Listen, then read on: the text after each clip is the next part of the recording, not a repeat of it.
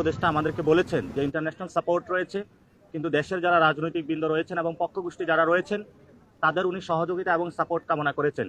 সেই জায়গা থেকে উনি দ্বিতীয় ইনিংস শুরু করেছেন। আমরা এই দ্বিতীয় ইনিংসে আজকে অংশীদার হয়েছি এবং সবাইকে ধৈর্য ধারণ করতে বলেছেন।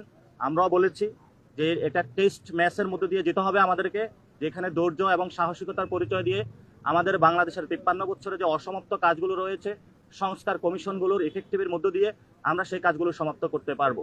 এবং সেখানে যারা ধৈর্যের পরিচয় দিবেন তারা বাংলাদেশের এই জনগণের যে মুক্তির লড়াইটা, সেই মুক্তির লড়াইটাকে অধিকাংশ জায়গায় তাদের বাস্তবিক আকাঙ্ক্ষার জায়গাটাকে স্পিরিটকে ধারণ করে একটি জায়গায় যখন বাংলাদেশকে নিয়ে যেতে পারবেন, সেই বিষয়ে জনগণও সকল পলিটিক্যাল পার্টি এবং বর্তমান সরকারের প্রতি লক্ষ্য রাখছেন। তো সকল পলিটিক্যাল পার্টি এবং যারা প্রধান উপদেষ্টা এবং যারা সংস্কার কমিশনে যারা হেড রয়েছেন তারা এই বিষয়ে প্রতিশ্রুতিবদ্ধ হয়েছেন যে মানুষের যে মুক্তির যে আকাঙ্ক্ষা সেই বিষয়ে তারা প্রতিশ্রুতি এবং ঐক্যবদ্ধ। আর আমরা যে বিষয়গুলো বলেছি, প্রধান উপদেষ্টা বলেছিলেন যে জুলাই একটি চার্টার হবে, এই চার্টারকে একটি আইনি প্রক্রিয়ার মধ্য দিয়ে যাতে পরবর্তী যারা ধারাবাহিকভাবে যে সরকারগুলো আসবে তারাও যাতে বাধ্যবাধকতার মধ্য দিয়ে এই সংস্কারের যে শেষ কর্মদিবসগুলো পর্যন্ত চালিয়ে যায় সে বিষয় নিয়ে আমরা পরিকল্পনা ব্যক্ত করেছি। এবং আমরা বলেছি বাংলাদেশের এবং জনগণের যে মুক্তি সেটা একমাত্র নিহিত হবে যদি আমরা একটি নতুন সংবিধান মানুষকে উপহার দিতে পারি। কারণ 72-এর যে সংবিধান রয়েছে এই সংবিধানের মধ্যে বহুদলীয় গণতন্ত্র অসম্ভব এবং বাংলাদেশের যে শান্তি শৃঙ্খলা, জনগণের যে ঐক্যের জায়গাটা সেটা দিন দিন বিনষ্ট হচ্ছে।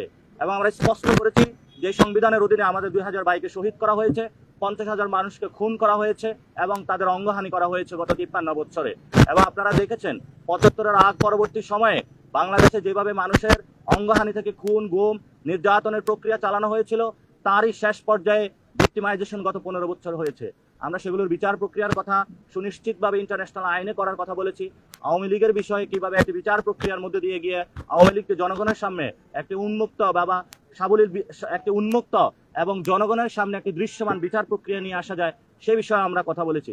এবং আমরা বলেছি গণপরিষদ নির্বাচন এবং আমাদের যে জাতীয় ইলেকশন দুটি একসাথে চলতে পারে এবং সংস্কারের কার্যগুলো একসাথে চলতে পারে। এবং আমরা দৃপ্ত কণ্ঠে সেখানে এই বিষয়গুলো সকল দলমত নির্বিশেষে সকলের কাছেই আমরা উপস্থাপন করেছি। বাংলাদেশের শেষ বা মুক্তির লড়াই, এই দেশের ভবিষ্যৎ একমাত্র যদি আমরা একটি গণপরিষদের মাধ্যমে নতুন সংবিধান উপহার দিতে পারি সেটার মধ্যেই হবে। এবং আমরা এটাও ব্যক্ত করেছি বৈষম্য বিরোধী ছাত্র আন্দোলনের নেতৃত্বে এবং জাতীয় নাগরিক কমিটির উদ্যোগে এই মাসে যে ছাত্রদের একটি বড় দল আসতেছে বাংলাদেশের ইতিহাসে, আপনারা জানেন যে এটা জনমত জরিপের কাজ চলছে এবং সেখানে আমাদের রাজনৈতিক লাইনটা কি হবে সেটাও আমরা সবার সামনে আজকে ব্যক্ত করেছি। আমরা বলেছি আমাদের এই রাজনৈতিক লাইনটা হবে একটি নতুন সংবিধান রচনার জন্য আমাদের লড়াই। আমরা বাংলাদেশ থেকে ফেসিবাদকে মুক্ত করেছি এবং নতুন করে কোনো ফেসিবাদ যাতে বাংলাদেশে আসতে না পারে সেই জন্য ফেসিবাদের লাস্ট কপিনে প্যারেক মারার জন্য আমরা একটি নতুন ভাবে সকলকে আজকে প্রধান উপদেষ্টা এবং সকল রাজনৈতিক দলের সামনে বলেছি যে বাংলাদেশে একটি নতুন সংবিধান রচনার এবং গণপরিষদ নির্বাচনের লড়াই আমরা আনুষ্ঠানিকভাবে শুরু করেছি। সরকার সংস্কারের আনুষ্ঠানিক লড়াই শুরু করেছে, আমরা নতুন সংবিধানের লড়াই শুরু করেছি। এবং বৈষম্য বিরোধী ছাত্র আন্দোলনের যে হাসনাত আব্দুল্লাহ রয়েছেন উনি বলেছেন যে বিচারের যে প্রক্রিয়া সে লড়াইটা ওনারা আজকে